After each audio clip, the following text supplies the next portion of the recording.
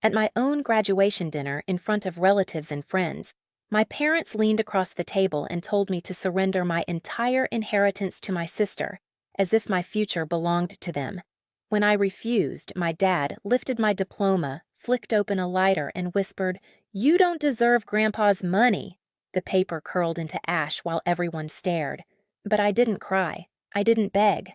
I simply smiled, stood up, and walked away because the real reason I stayed calm that night wasn't something they could burn, and they had no idea what was waiting for them the following week. My name is Skylar Lawson, and for most of my life, I learned how to make myself small at the dinner table. Not because I lacked opinions or courage, but because in my family, silence was the safest language. Marcus and Elaine, my parents, loved the idea of a perfect household in Del Mar, the kind you'd see on holiday cards. Vanessa, my younger sister, fit that image effortlessly. She was their golden child, the one they dressed up for photos, the one they bragged about to strangers. I was the other daughter, the quiet one, the practical one, the one they'd forget to introduce unless somebody asked. Growing up, I learned exactly where I stood. At 11, I dragged my robot project across the school gym by myself because Dad had driven Vanessa to an after-school art event instead. At 15, I boarded an overnight bus to a research program while my parents took Vanessa to a fashion conference. And at 17, when I won a statewide scholarship, I scanned the auditorium for their faces and found none except my grandfather's standing quietly in the back like he always did. Grandpa Lawson was the only one who saw me. He understood the way I thought, the way I didn't need noise to take up space. He taught me small things: how to replace a circuit, how to read a contract, how to hold my boundaries without raising my voice. Silence, he'd say, can be a strategy, not a surrender. Maybe that's why I never pushed back when my mother dismissed my accomplishments with a nod, or when my father insisted Vanessa had the brighter future. I told myself it didn't matter. I told myself I didn't need them to cheer for me. But the truth was more complicated. There were nights I sat in my college dorm staring at the ceiling, wondering what it would feel like if just once my parents were proud of me. Not proud of how quiet I was or how little trouble I caused, but proud of who I was becoming. I thought graduation night might be that moment. I imagined Marcus shaking my hand, Elaine pulling me in for a picture, Vanessa teasing me in the way siblings do when the cameras are off. Instead, we sat at a polished table under warm golden lights, and I felt the familiar divide settle between us. Every question they asked about my job came with a subtle edge, like they were waiting for me to admit I didn't deserve it. Vanessa talked about her plans in vague, extravagant strokes: new art studios, travel, future opportunities that somehow always involved my parents' money. Still, I tried to ignore the unease curling in my stomach. It was graduation. One night. I wanted peace. I wanted something that looked close enough to a family memory I could hold on to. But people reveal themselves when they think they own you. And that night, my parents revealed everything. The tension that night didn't explode all at once. It gathered slowly, like storm clouds forming behind polite conversation. I noticed it in the way Marcus kept adjusting his watch, in the way Elaine's smile tightened whenever someone congratulated me, and in the way Vanessa leaned back in her chair like she already owned the evening. I tried to stay present. I answered questions about my new software engineering role, kept my tone, light-sipped water to ground myself. But underneath the surface, something felt off, a kind of anticipation, as if the three of them had rehearsed something before walking into that restaurant. It began when the panna cotta arrived. Marcus cleared his throat, the sound sharp enough to still the table. He reached into his leather bag, pulled out a brown folder, and slid it across the table toward me. "Skylar," he said, "this is important." Elaine folded her arms. Vanessa tucked a golden curl behind her ear, smiling like she already knew the ending of a story I hadn't even been told yet. I opened the folder just enough to see the edges: financial statements, property details, something notarized. My pulse jumped. I knew what this was. Marcus didn't ease into it. He never does. "Your grandfather trusted you," he said, "but you already have a stable job. Vanessa is just starting out. Sign the transfer so she can manage the inheritance." It's what family does. Family. Interesting how that word only came up when they wanted something. I kept my voice steady. "I'm not signing anything." The table went silent. Vanessa blinked, stunned that I'd said no out loud. Elaine's lips tightened into a thin, judgmental line. Marcus leaned forward as if he hadn't heard me correctly. "Skylar," he said slower this time. "Don't be difficult. This is for the family." I repeated it. No. It was the first time in 24 years I had ever told them no without apologizing for it. Marcus's face shifted confusion, then irritation, then something darker. "You don't understand what's at stake," he said. But I did. For once I understood everything perfectly. When Vanessa let out a small scoff, the last thread inside me snapped.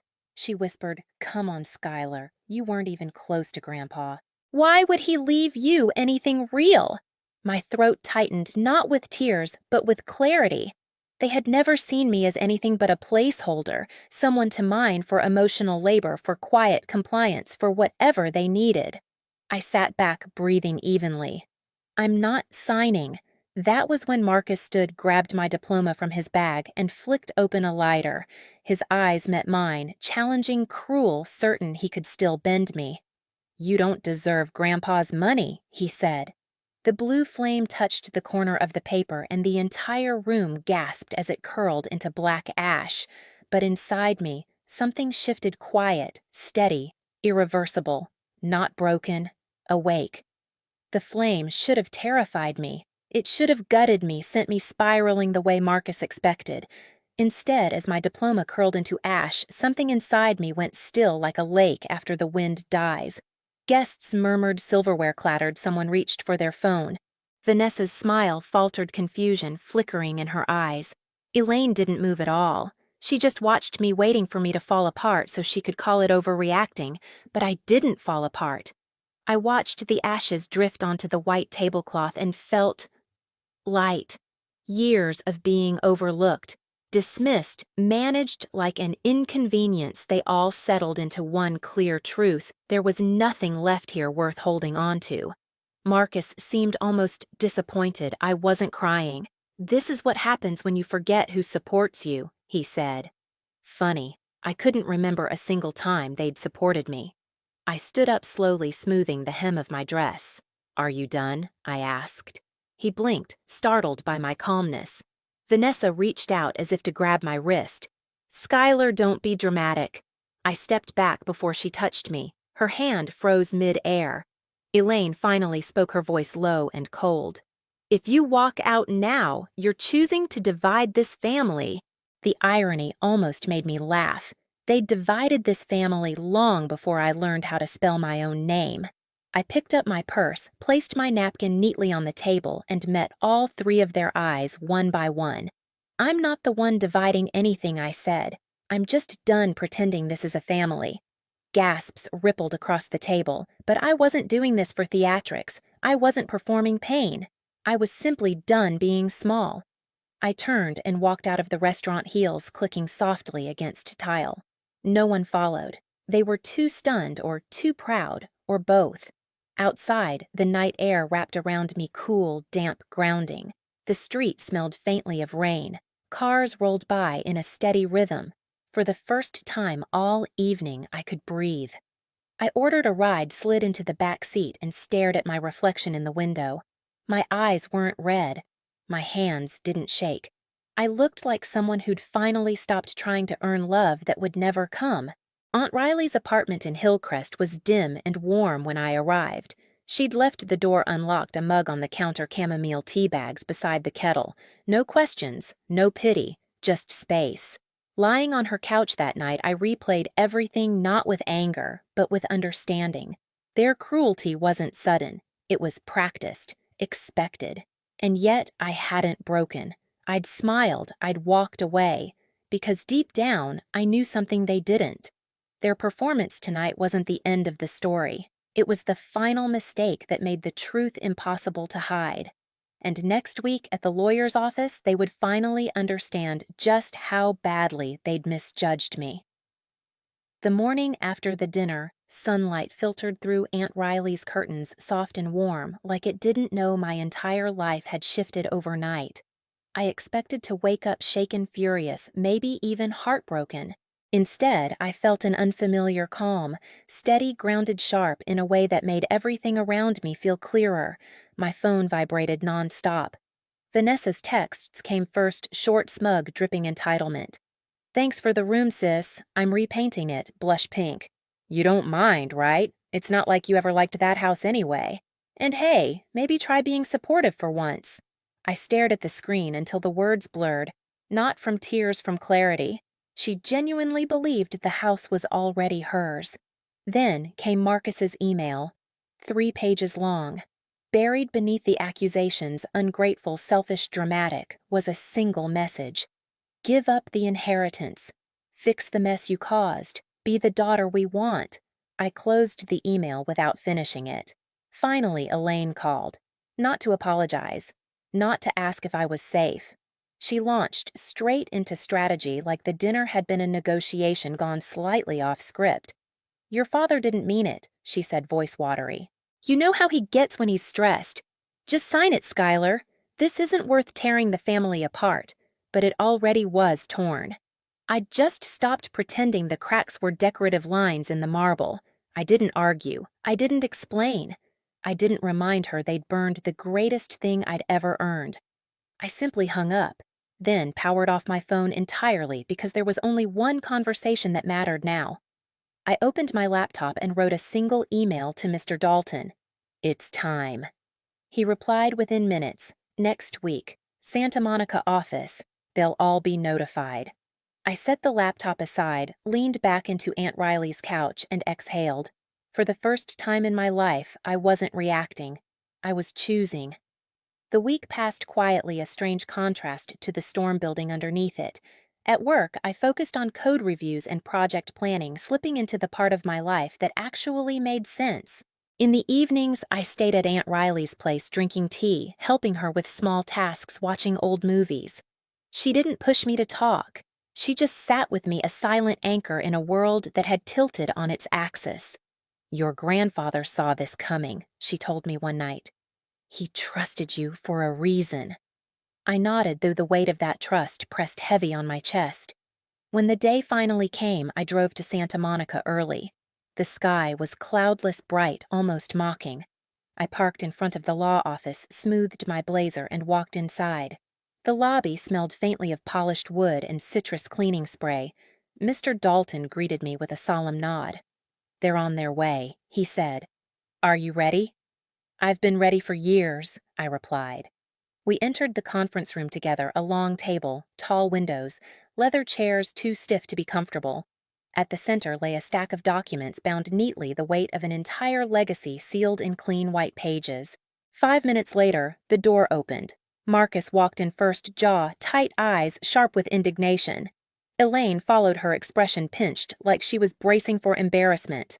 Vanessa strode behind them, phone in hand, sunglasses perched on her head, like she was heading into brunch instead of a legal proceeding. She froze when she saw me. "Seriously," she muttered.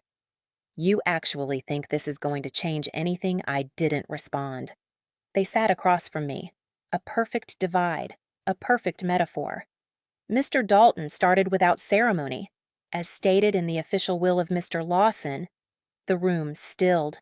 Even the air seemed to hold its breath. He read line after line, details, dates, signatures, witness statements.